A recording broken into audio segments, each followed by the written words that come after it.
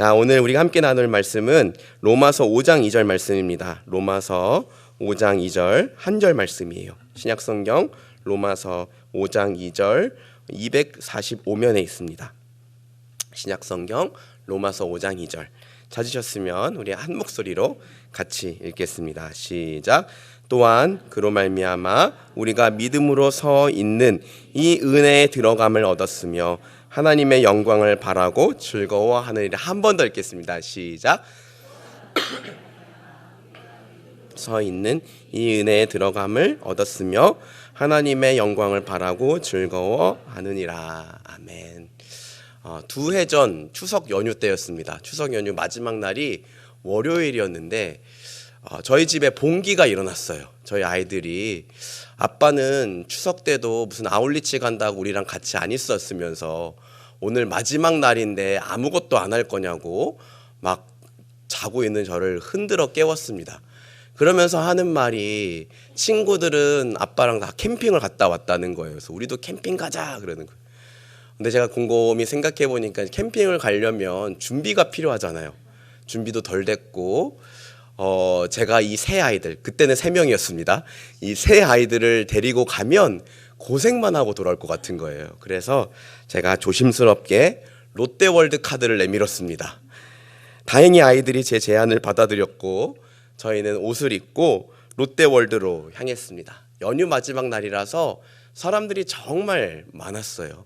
놀이기구 하나 타려고 하면 최소 40분에서 1시간을 기다려야 했습니다.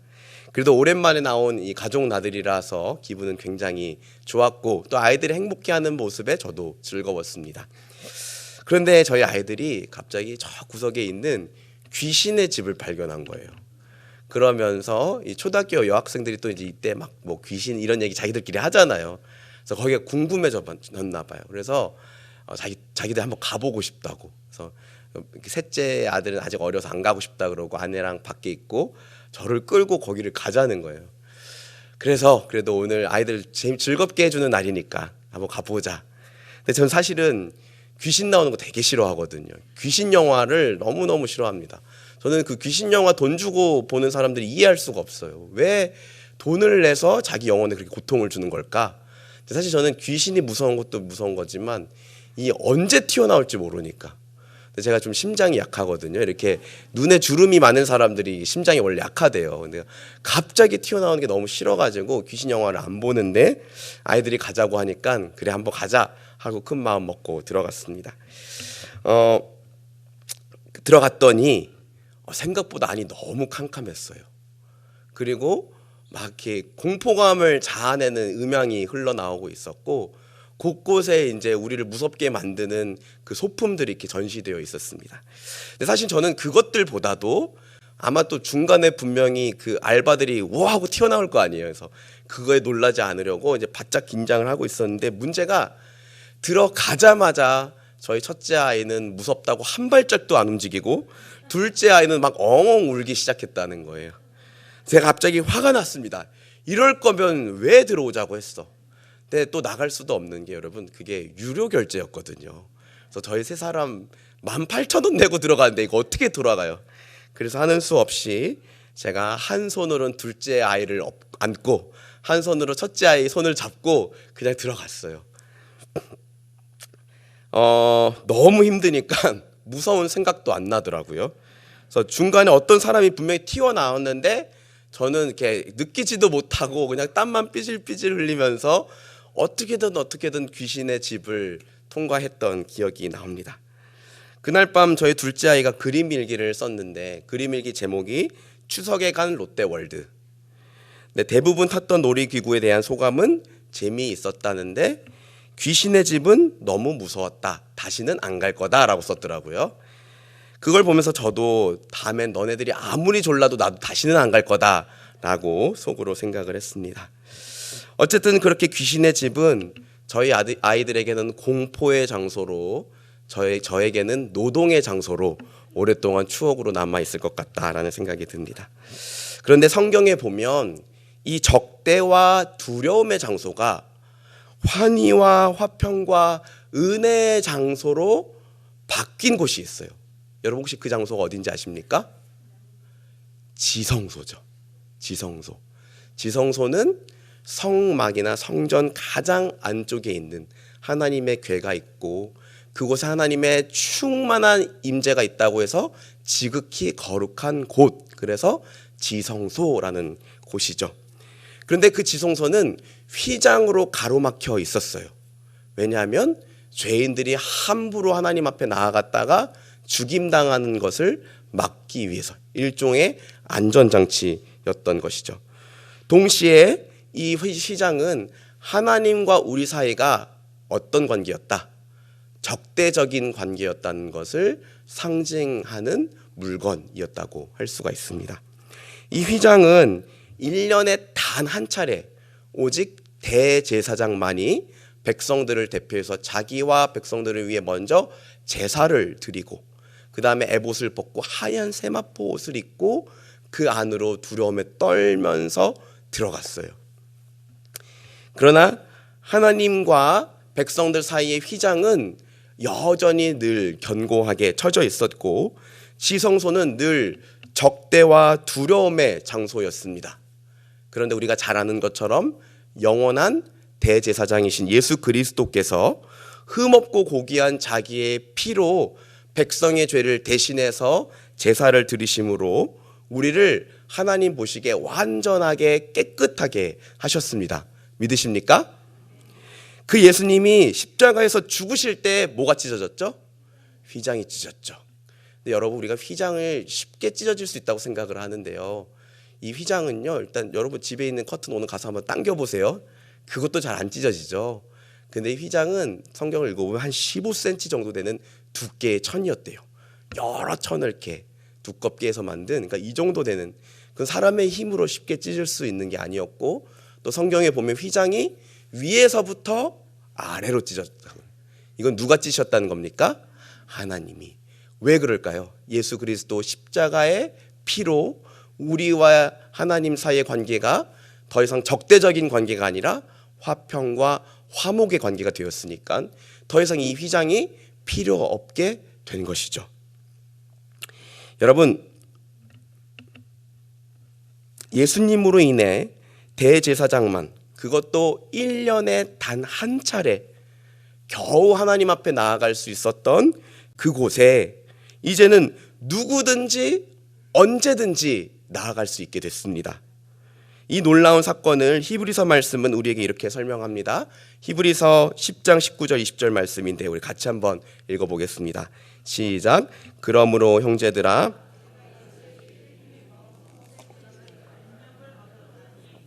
그 길은 우리를 위하여 휘장 가운데로 열어놓으신 새로운 살 길이요 휘장은 곧 그의 육체이니라. 아멘. 여러분, 예수의 피로 씻음받은 우리는 언제든지 하나님 앞에 나아갈 수 있게 됐어요. 그 길은 짐승의 피로 드리는 제사가 아니라 하나님 아들이 그 고귀한 피를 직접 흘려서 드리는 제사로 우리에게 생긴 새로운 길이었고, 그곳을 찾는 사람들에겐 더 이상 죽음과 두려움이 있는 것이 아니라 영원한 생명, 참된 생명을 주는 새로운 살 길이 열리게 됐던 것이죠. 대제사장은 휘장을 지나 지성소로 들어갔다면 우리는 예수 그리스도의 육체를 통해 지성소로 하나님을 보러 나아가게 되었습니다. 아무리 허물과 죄가 많은 사람도 십자가에서 살을 찢고 피를 흘리신 예수 그리스도의 육체를 통해 하나님 앞에 나아갈 수 있게 된 거예요. 그와 같은 배경에서 오늘 본문 2절 말씀 한번 읽어보겠습니다. 오늘 본문 2절 말씀은 우리 그리스도인들에게 은혜 안으로 들어감이라는 특권이 주어졌다고 합니다. 우리 다시 한번 읽어볼게요. 시작.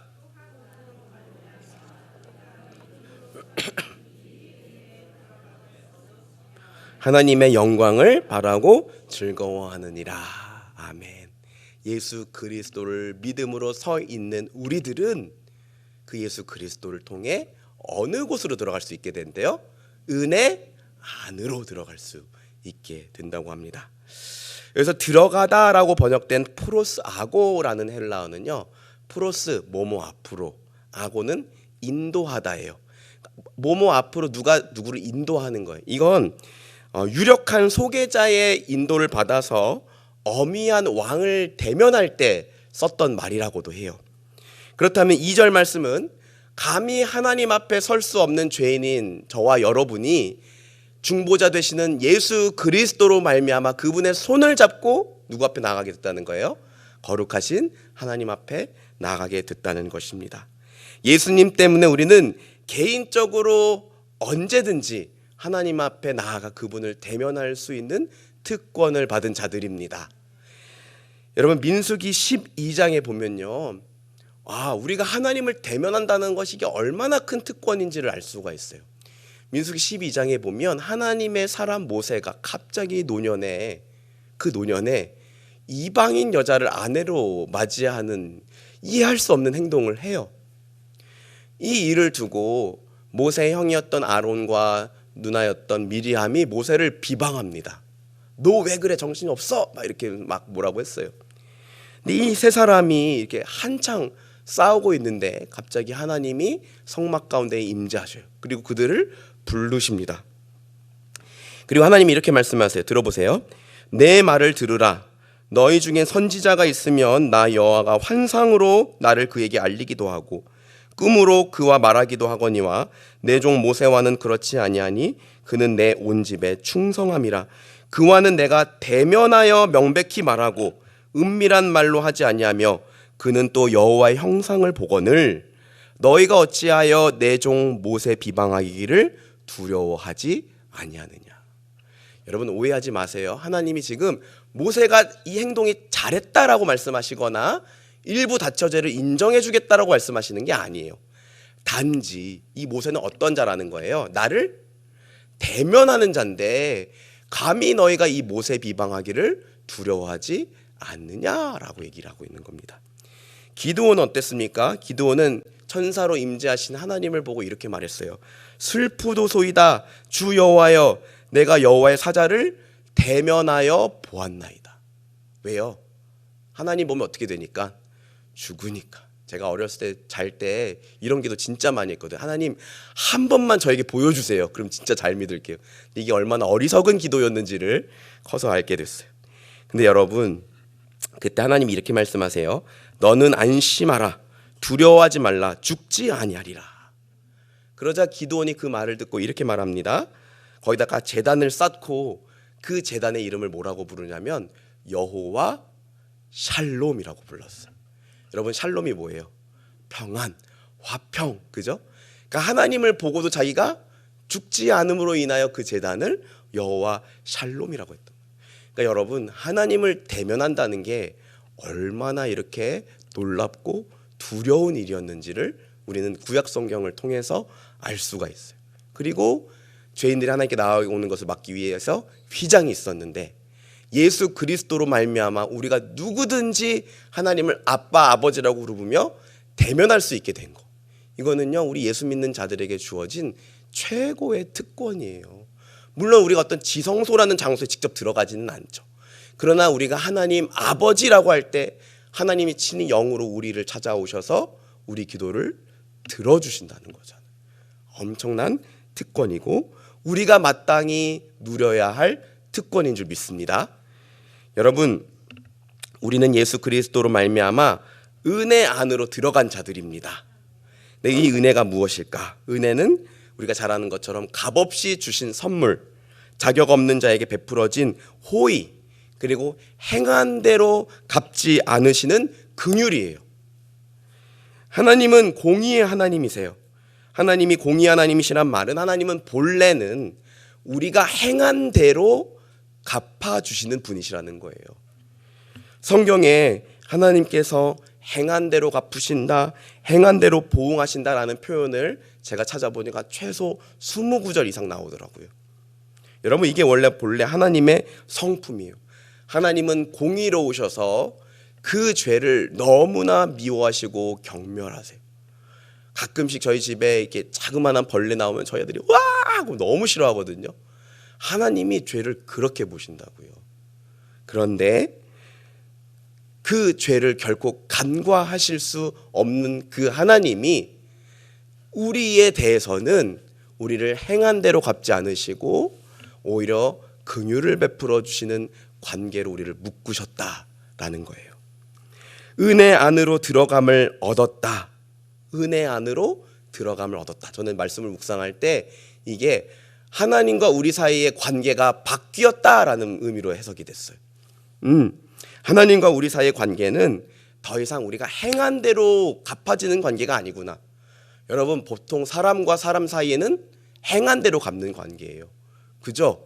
직장에서 잘하면 성과급을 주고 못하면 뭐 심할서를 쓰고 심하면 쫓겨나기도 하겠죠. 또 여러분, 보통 사람과 사람 관계에서 어떤 사람에게 잘해줍니까? 나한테 잘해주는 사람한테 잘하잖아요. 그런데 하나님이 우리를 그렇게 행한 대로 갚으시는 관계가 아니라 행한 대로 갚지 않으시는 긍휼의 관계로 초대하셨다는 것입니다. 하나님은 공의로우셔서 본래 행한 대로 갚으시는 분이시지만 예수 그리스도의 희생과 중보 때문에 우리를 긍휼히 여겨 주시기로 작정하셨다는 거예요. 우리에게 사랑의 원자탄으로 잘 알려진 손양원 목사님이 계십니다. 손양원 목사님은 이 소록도에서 한센병, 나병 환자들을 치료하면서 그들을 목회하셨어요. 그들은 피부가 괴사해서 코와 입과 귀가 떨어지고 또 고름이 나와서 심하게 악취가 나서 간호사들도 들어가기 힘들어하는 그 방에 손양원 목사님은 언제든 들어가서 심지어 그들을 위해 기도해주고 그들의 고름을 입으로 빨아서 치료까지 해주었다고 합니다. 근데 어느 날 여수 순천 반란 사건 때 손양원 목사님의 사랑하는 두 아들이 공산주의에 선동된 학생들에 의해서 죽임을 당했어요. 자기 아들을 죽인 그 학생들이 얼마나 미웠을까요? 저도 가끔 생각하거든요. 제가 목사잖아요. 어디 여행을 갈 때면 하나님 어떤 큰 사고가 일어나면 저도 되게 많은 사람인데 제가 먼저 도망가지 않고 우리 학생들을 위해서 목숨을 바칠 수 있는 용기를 주세요. 이렇게 기도를 해요. 그런데 감히 제 자녀를 누군가를 위해서 죽게 해주세요라고는 기도는 못하겠어요. 근데 그렇게 자기 아들을 2명이나 죽인 학생들을 손양원 목사님은 구명을 합니다. 그리고 그들 중 1명을 자기의 양아들로 삼아요. 우리로서는 도저히 이해할 수 없는 행동이지만 한 가지 확실한 건 손양원 목사님이 하나님처럼 하나님의 마음을 본받아서 그 학생들의 행한 대로 갚지 않기로 하고 오히려 그들에게 긍휼을 베풀었다는 것이죠. 하나님이 이와 같이 우리를 대하신다는 거예요. 여러분, 우리는 은혜 안으로 들어간 자들입니다. 하나님이 우리가 행한 대로 갚으시는 관계가 아니라 행한 대로 갚지 않으시는 긍휼을 입은 자들이에요. 이 사실을 굳게 믿으시고 은혜 관계를 기뻐하고 감사하고 언제든지 누릴 수 있는 우리들의 믿음이 되었으면 좋겠습니다. 네. 특별히 오늘 말씀에서 은혜가 임했다거나 또는 은혜가 주신다라고 표현하지 않고 아예 우리가 은혜 안으로 들어감을 얻었다라는 이 표현을 했다는 걸 좀 생각해 보셨으면 좋겠어요. 우리가 그 은혜 안으로 들어감을 얻었다. 이거는요, 여러분, 아예 우리가 은혜 안으로 들어가 버린 거잖아요. 그럼 그 은혜가 우리에게서 끊어질 수 있을까요? 끊어질 수 없다라는 거예요. 쉽게 말해 하나님은 은혜로 우리를 받아주셨죠. 이건 우리 너무나 잘 알죠. 그런데 우리가 자꾸만 죄를 짓잖아요. 넘어졌던 죄에 또 걸려 넘어지고 또 걸려 넘어지고 또 걸려 넘어지잖아요. 그러면 하나님께서도 이런 우리들을 보면 정말 실망하지 않으실까요? 그리고 때로는 하나님이 정말 우리를 떠난 것처럼 우리 마음에 하나님의 사랑이 느껴지지 않을 만큼 죄책감에 눌릴 때도 있어요. 그런데 여러분, 왜 그분의 은혜가 그럼에도 불구하고 우리에게서 끊어지지 않을까? 왜 그분과의 은혜 관계는 결코 떨어질 수 없을까? 그 이유는요, 안전장치가 있기 때문이에요. 하나님과 우리 사이에는요, 우리의 이 은혜의 관계를 단단하게 묶어매는 안전장치가 있어요. 몇 해 전 여러분 홍인걸 목사님 기억하시나요? 네, 우리 홍인걸 목사님 계실 때 저희 목회자들이 이렇게 가평에 짚라인을 타러 간 적이 있었어요. 가는 길에 목사님이 저는 많이 무서울 것 같은데 어떡하죠? 이러시는 거예요. 저는 아니 뭐 그게 별로 안 무서울 것 같은데 이렇게 생각을 했는데 막상 올라가니까 진짜 무섭더라고요. 일단 이게 내가 어딘가로 뛰어내려야 되는 거잖아요. 너무 무서웠는데 막 어지러웠어요. 그래서 이게 중간에 줄이 끊어지면 어떡하나, 이럴 줄 알았으면 내가 살을 좀 더 빼고 올 걸, 뭐 이런 생각을 하는데 제 순서가 차츰차츰 다가오는 거예요. 근데 도저히 안 되겠다 싶어서 제가 안전장치를 꼼꼼하게 확인했습니다. 이 안전장치가 두 개가 있더라고요. 저를 묶어주는 고리가 하나가 있었고, 또 저를 묶어주는 줄과 이렇게 내려가는 밧줄을 묶어주는 고리가 또 하나가 있었어요. 이 안전장치가 제대로 되어 있는지 확인을 하고, 그래, 이 안전장치를 믿어야겠다 하고 마음을 맡겨버렸어요. 그리고 나니까 그 이후에는 이게 좀 마음이 편해지더라고요. 그리고 이렇게 뛰고 내려가면서 이렇게 멋진 자연 풍경을 보면서 이렇게 좀 즐길 수도 있었던 것을 제가 경험한 적이 있었습니다. 한 번은 또 제가 재작년에 우리 청년부에서 청년 리더십들이랑 에버랜드를 다녀온 적이 있어요. 근데 그때 우리 지금 안 계시네요. 우리 나세진 전도사님이랑 우리 고찬우 전도사님이랑 셋이 이 바이킹을 탔거든요. 두 분이 앞에서 무섭다고 소리를 너무 크게 질러가지고 저 맞은편에 있는 사람들도 다 쳐다보는 거예요. 네. 그런데 여러분, 놀이기구도 마찬가지죠. 놀이기구가 무섭죠. 근데 이 놀이기구를 즐기려면 어떻게 해야 돼요? 놀이기구가 안전하다고 뭐 해야 돼요? 믿어야죠. 내 자신을 맡겨야죠. 그래야지 놀이기구를 즐길 수가 있어요. 그와 마찬가지로 여러분, 하나님과 우리 사이의 관계도요, 하나님이 이 은혜의 관계가 깨지지 않도록, 끊어지지 않도록 우리를 단단하게 안전장치로 묶고 있다는 것을 우리가 확신할 수 있어야 되는 거예요. 그렇다면 하나님이 우리를 위해 마련해 두신 이 안전장치는 뭘까? 특별히 이중 안전장치를 마련해 두셨는데 오늘 그걸 좀 확인해 보고, 그래서 어떤 상황 가운데에서도 평안하고 흔들리지 않는 신앙생활을 하는 우리 모두가 되었으면 좋겠습니다. 우리 주변 분들에게 이렇게 한번 인사해 주세요. 이럴 때는 아멘 해야 되는 거래요. 네, 아멘. 첫째로는요, 하나님이 저와 여러분을 종이 아니라 자녀로 받아주셨다는 거예요. 유대인들은요, 하나님을 자기 아버지라고 부르는 예수님을 이해할 수가 없었어요. 이거는 신성모독이다. 어떻게 거룩한 하나님을 자기의 아빠라고 부르는가? 그들은 하나님께 대한 열심은 있었지만 하나님과 친밀한 관계를 누리지는 못했어요. 늘 자기들을 하나님 앞에서 뭐로 생각했을까요? 종으로만 생각해서 하나님을 아빠라고 생각하지 못했던 것이죠. 그런데 예수님은 당신을 믿는 우리 모두가 하나님의 자녀라고 말씀하셨어요. 요한복음 1장 12절. 우리 이곳에 계신 우리 대부분의 우리 조장 목자님들은 암송하셔야 될 말씀인데, 영접하는 자 곧 그 이름을 믿는 모든 자들에게 하나님의 자녀가 되는 권세를 주셨으니. 그렇죠. 또 로마서 8장 15절 16절 말씀은 예수 그리스도를 믿어 하나님의 영, 예수 그리스도의 영을 받은 우리를 향해 이렇게 말합니다. 우리 이 말씀도 같이 한번 읽어보겠습니다. 시작. 너희는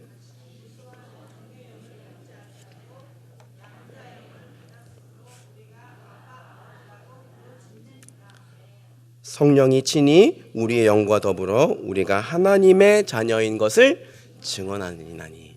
여러분, 이 자리에 계신 모든 분들은 하나님 자녀 맞으시죠? 아멘. 우리가 좀 부족하고 연약하고 때로는 죄를 지어서 마음에 막 하나님이 잘 느껴지지 않는 그 순간에도 성령은 이렇게 증언하신대. 너는 하나님의 아들이야. 하나님의 딸이야. 여러분, 예수 안에 있는 우리 모두는 종이 아니라 자녀들입니다. 주인을 두려워하는 종이 아니라 아버지를 친밀하게 부를 수 있는 자녀들이에요. 종이 왜 주인을 두려워합니까? 자기가 잘못하면 혼나고 쫓겨나니까. 그런데 아들은 어떻게 해요? 잘못해도 쫓겨나지는 않잖아요. 그죠? 누가복음 15장에 보면 이 둘째 아들, 우리가 잘 아는 둘째 아들이 나오죠. 아버지에게 유산을 요구하는 말도 안 되는 패륜을 저질렀던 이 아들. 게다가 멀리 가서 아버지가 준 재산을 다 써버렸어요. 허랑방탕하게. 그리고 그때 친구들도 떠나가고 자기는 돼지가 먹는 쥐염 열매로 먹어야 하는, 유대인들은 돼지를 혐오하잖아요. 그런데 자기 상황을 얼마나 비참했겠어요. 근데 그제서야 한 가지를 깨닫죠. 아버지 집에는 품꾼도 배가 불렀었는데 나는 여기서 굶어 죽는구나. 에라이 모르겠다. 아버지에게 돌아가자. 그러면서 아버지에게 할 말을 하나 떠올려요. 그게 뭐예요? 아버지, 더 이상 나를 아들로 보지 마시고 품꾼 중에 하나로 봐주세요. 아버지가 멀리서 이 아들을 보고 달려와서 앉습니다. 그의 목에 입을 맞추고 남루해진 이 아들의 옷차림을 보고 종들을 시켜서 옷을 입혀주고 신발을 신겨주고 손에 가락지를 껴줘요. 여러분, 이게 뭐의 표현일까요? 너는 뭐가 아니라, 종이 아니라 내 아들이야. 아빠 아니에요. 저한테 이러지 마세요. 전 진짜 죽을 죄를 진 놈이에요. 저 그냥 앞으로 아들이 아니라 자녀 할게요. 저는 내 성경에 나오지 않지만 저는 오늘날로 표현하면 아빠가 이렇게 말했을 거라고 생각이 들어요. 아들이 아빠 별 면목이 없어요. 그랬더니 아빠가 이렇게 말하는 거죠. 됐어 이놈아. 아빠가 됐다고 하면 된 거야. 저는 이게 정말 그죠. 왜 자녀들도 가끔씩 어떻게 또 하나님 은혜가 임해서 염치를 차려서 엄마 아빠 죄송해요 막 이럴 때 있잖아요. 진짜 잘못했어요. 근데 자꾸 이 말하면 오히려 그게 듣기 싫죠. 됐어 이놈아. 내가 됐다고 하면 된 거야. 그죠? 이게 하나님 아버지의 마음이라는 거예요. 왜 그렇습니까? 우리가 종이 아니라 자녀라는 거죠. 여러분, 우리는 무서워하는 종이 아니라 하나님 아버지를 아빠라고 부르는 하나님의 아들, 딸들입니다. 그래서 우리는 100번, 1000번 넘어져도 그 은혜의 관계에서 끊어져요, 안 끊어져요? 끊어지지 않습니다. 우리가 할 일은 무엇이냐? 그 은혜의 관계를 굳게 신뢰함으로 넘어지면 어떻게 하면 되는 거예요? 다시 일어서서 회개하고 다시 시작하는 거예요. 저는 이게 복음이 주는 자유라고 믿어요. 여러분, 복음이 주는 능력, 복음의 자유 첫 번째는 뭐냐면 다시 시작할 수 있는 은혜가 언제든지 우리에게 주어진다는 거예요. 법은 야, 너 또 어겼어? 또 어겼어? 너한테 너 가중처벌 받아. 이렇게 말하지만 복음은 넘어졌니? 다시. 넘어졌니? 다시. 다시 시작해. 그래서 여러분, 저는 이렇게 확신해요. 우리가 포기하지만 않으면 하나님은 반드시 우리를 천국에까지 인도하실 수 있어요. 그죠? 그래서 우리 포기하지 않고 다시 일어나서 회개하고 다시 일어나서 회개하고 그러면 또 그 가운데 하나님 은혜가 임해서 넘어지는 횟수가 좀 줄어들고 또 그 죄를 이길 수 있는 은혜가 주어지더라고요. 이것을 굳게 믿고 자녀의 권리를 당당하게 사용하시기를 주님의 이름으로 축복합니다. 한 2회 전쯤에 우리 선교 디렉터 목사님으로 계시는 김학규 목사님 어머니께서 돌아가신 적이 있었어요. 그때 저희 목회자들이 이렇게 장례식장에 갔었는데 김학규 목사님은 또 저희가 이제 공부했던 합동신학대학원의 총장님으로 지금 계시거든요. 근데 거기에서 김은찬 강도사님을 오랜만에 만났어요.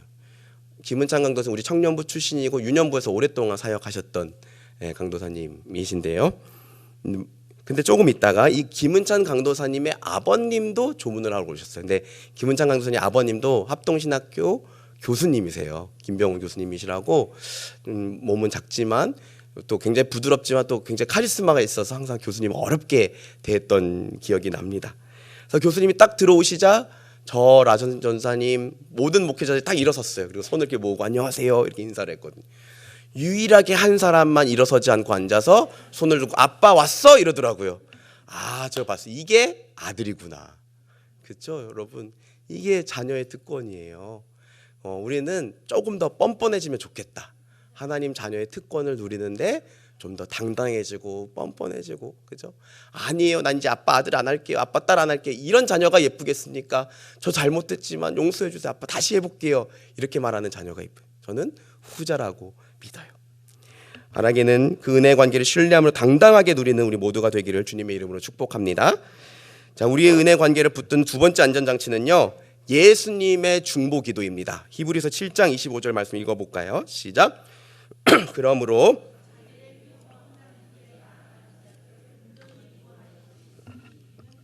살아계셔서 그들을 위하여 간구하심이라.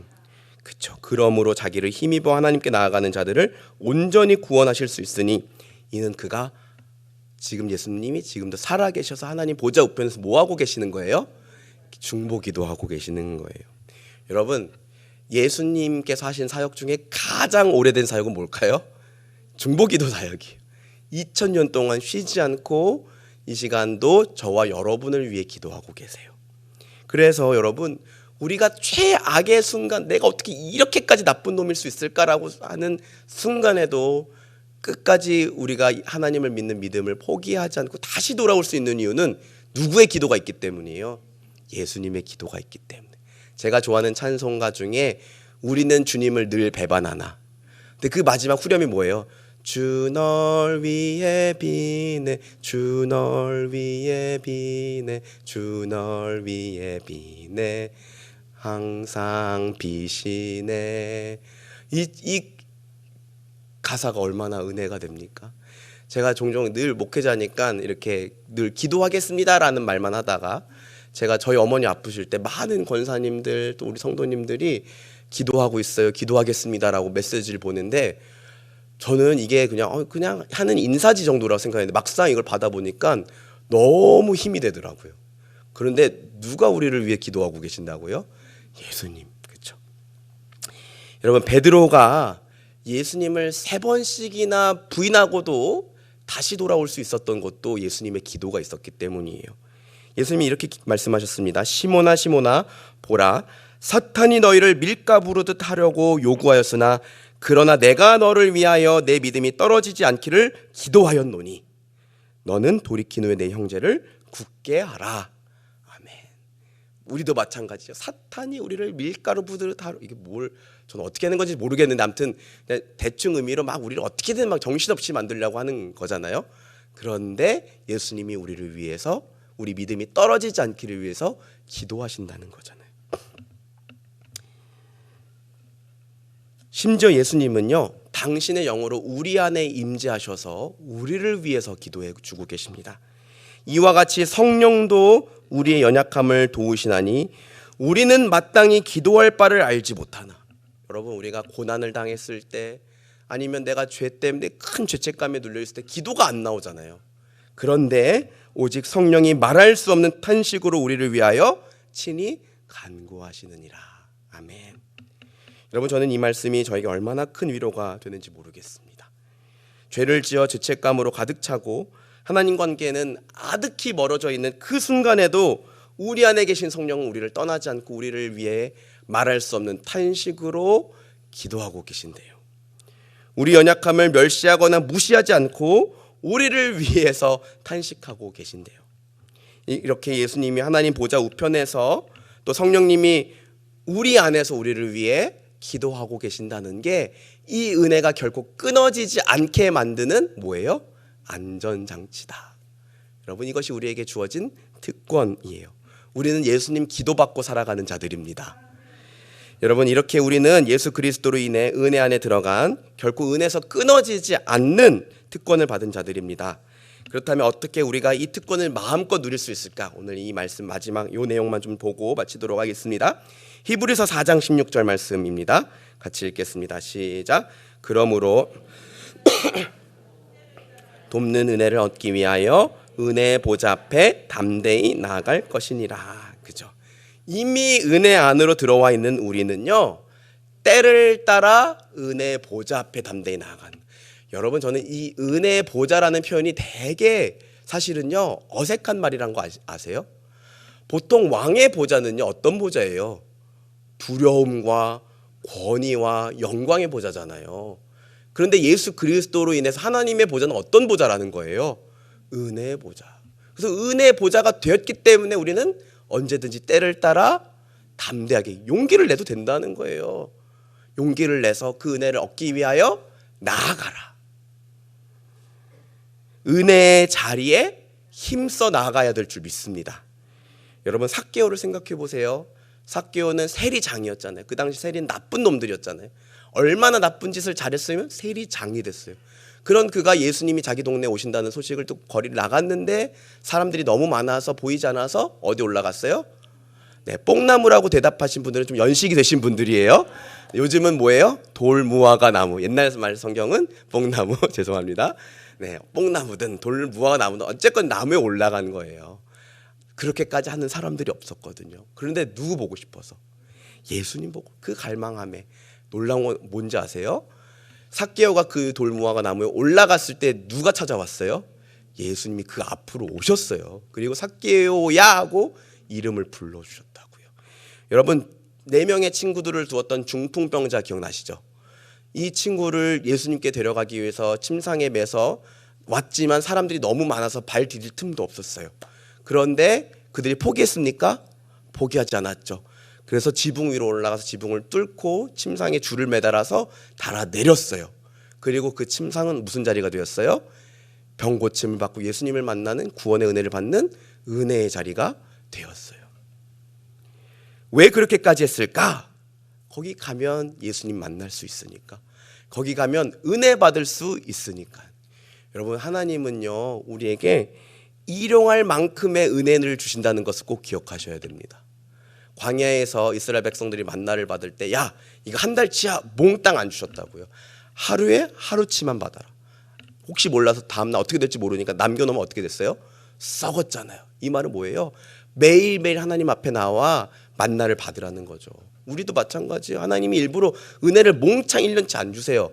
그럼 왜 뭐가 문제일까요? 우리는 교만해져서 하나님 안 찾겠죠. 그래서 하나님 일부러 일용할 만큼의 은혜를 주신다고요. 그래서 우리는 때를 따라 은혜를 얻기 위해 담대히 은혜의 자리 앞에 나아가야 될 줄 믿습니다. 여러분, 은혜의 자리를 사모하고 그 자리에 나아가기를 힘쓰고 계십니까? 한번 점검해 봤으면 좋겠어요. 저는 목사라서 사실 그게 너무 힘들어요. 직업이니까요.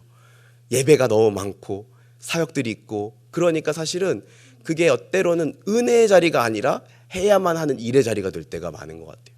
그런데 저도 이런 설교를 준비하면서 제 마음을 점검해보고, 또 이 자리에 계신 우리 조장 목자, 또 많은 성도님들도 한번 점검해봤으면 좋겠어요. 과연 나는 은혜의 자리를 사모하고 있는가? 그게 예배의 자리든 기도의 자리든 목장의 자리든 또는 겨울방학 성경 공부 프로그램의 자리든 은혜가 있는 자리라면 사모하고 나아가시기를 주님의 이름으로 축복합니다. 자꾸 이런저런 이유로 타협하지 마세요. 그거 했었어, 다 아는 거야, 바빠. 특별히 여러분, 공동체의 이 은혜의 자리는 너무너무나 소중해요. 오늘 본문 말씀 다시 한번 읽어볼까요? 5장 2절 말씀 읽겠습니다. 시작. 또한 그로 말미암아 우리가 믿음으로 서 있는 이 은혜에 들어감을 얻었으며 하나님의 영광을 바라보고 즐거워하느니라. 여러분, 주어가 뭐로 되어 있죠? 우리로 되어 있어요. 우리.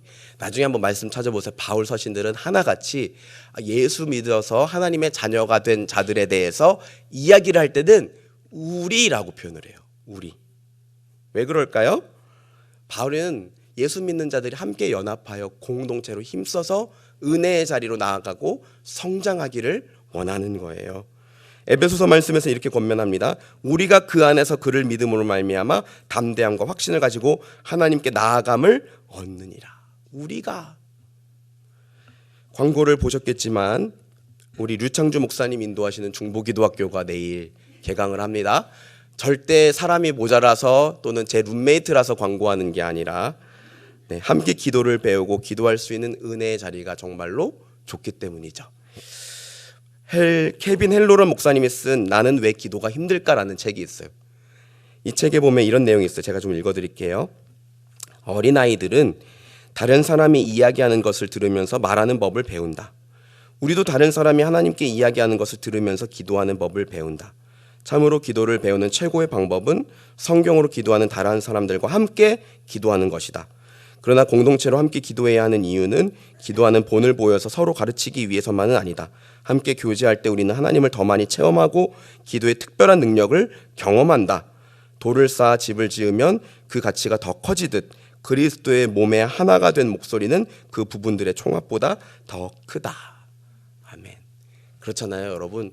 지금까지 여러분 기도 배우실 때 이렇게 성경 공부하듯 가르쳐서 배운 적 있습니까? 자, 기도는 5개 요소, 처음에 들어갈 때 어떻게 시작하고 이렇게 안 배우잖아요. 같이 모여서 기도하는 모습을 통해서 배우게 되잖아요. 그리고 같이 기도할 때 더 특별한 역사가 있다는 거예요. 왜요? 예수님 약속하셨잖아요. 2-3 사람이 있는 곳에 나도 그들 가운데 있고 더 특별히 응답하시겠다고 약속하셨어요. 그래서 우리 공동체로 더욱더 함께 은혜의 자리에 나아가는 우리 모두가 되었으면 좋겠습니다. 말씀을 마치겠습니다. 주 안에 사랑하는 여러분, 우리는 예수님으로 인해 은혜 안으로 들어감을 입은 자들입니다. 어디서 언제든지 하나님을 대면할 수 있는 특권을 받은 자들입니다. 무엇보다 우리는 하나님이 행한 대로 갚지 않으시고 우리를 긍휼히 여겨주시는 은혜의 관계 안에 있다는 사실을 꼭 기억하시기 바랍니다. 그리고 그 은혜 관계가 끊어지지 않도록 하나님이 두 가지 이중장치로 우리를 붙들고 계세요. 하나, 우리는 무수하는 종이 아니라 자녀로 부름받았어요. 조금 더 뻔뻔해지시고 담대하게 자녀의 특권을 누리시는 우리 모두가 됐으면 좋겠습니다. 그리고 예수님이 하나님 보좌 우편에서 그리고 성령으로 우리 안에서 우리를 위해 중보하고 계십니다. 그 은혜의 관계는 결코 파기되지 않고 끊어지지 않고 떨어지지 않습니다. 그러니 확신과 담대함을 가지고 때를 따라 돕는 은혜를 얻기 위하여 은혜의 자리를 더욱더 사모하고 힘써 그 자리에 나가는 우리 모두가 되기를 주님의 이름으로 축원합니다. 우리 같이 함께 기도하겠습니다. 하나님, 우리가 주님의 은혜 아래에 있음을 믿습니다. 은혜 관계 안에 있음을 믿고 때를 따라 돕는 하나님의 은혜를 얻기 위해 더욱더 담대한 확신을 가지고 은혜의 자리에 나아가는 우리가 되게 하여 주시옵소서. 은혜의 자리를 더욱더 갈망하고 사모하는 우리들의 믿음이 되게 하여 주시옵소서. 특별히 조금 더 구체적으로 우리 교회의 예배와 금요회복기도회와 수예배와 각종 모든 프로그램들이 목장 모임의 장소가 하나님 임재하시고 큰 은혜를 부어주시는 은혜의 자리가 되게 하여 주시옵소서. 우리 같이 통성으로 짧게 기도하겠습니다. 사랑하는 주님, 감사합니다. 우리를 종이 아니라 당신의 자녀로 받아주시고 그럼에도 불구하고 여전히 넘어지고 두려워하는 우리들을 위해 주님께서 우리를 위해 친히 중보하시며 아버지, 너는 종이 아니라 내 자녀야 늘 말씀하여 주시니 너무나 감사드립니다. 그리스도인의 이 특권을 마음껏 누리는 우리들의 믿음이 되게 하여 주시옵소서.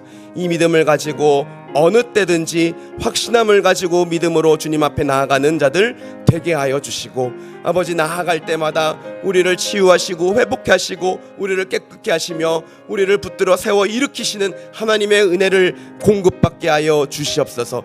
때를 따라 돕는 은혜를 얻기 위하여 은혜의 자리, 은혜의 보좌 앞에 힘써 나아가게 하여 주시고 특별히 우리 공동체의 예배와 목장 모임과 모든 훈련 프로그램들이 우리 주님의 임재가 느껴지고 주님의 사랑이 선명하게 드러나는 축복의 장소가 될 수 있도록 은혜 자리가 될 수 있도록 하나님 역사하여 주시옵소서. 이 모든 말씀 우리 주 예수 그리스도의 이름으로 기도하며 지금은 우리 주 예수 그리스도의 은혜와 하나님 아버지의 크신 사랑과 성령의 위로와 인도하심이 우리를 종이 아니라 자녀로 부르셨으며 예수 그리스도께서 지금도 나를 위하여 친히 중보하고 계신다는 사실을 굳게 믿고 죄로 인하여 혹 넘어지더라도 다시 일어서서 때를 따라 돕는 은혜를 얻기 위하여 힘써 하나님 앞에 나아가겠다고 결단한 이 자리에 있는 주의 모든 자녀들 위해 그들의 가정 위에 그들의 생업 위에 이 교회 위에 지금부터 함께 영원토록 함께 있을지어다. 아멘.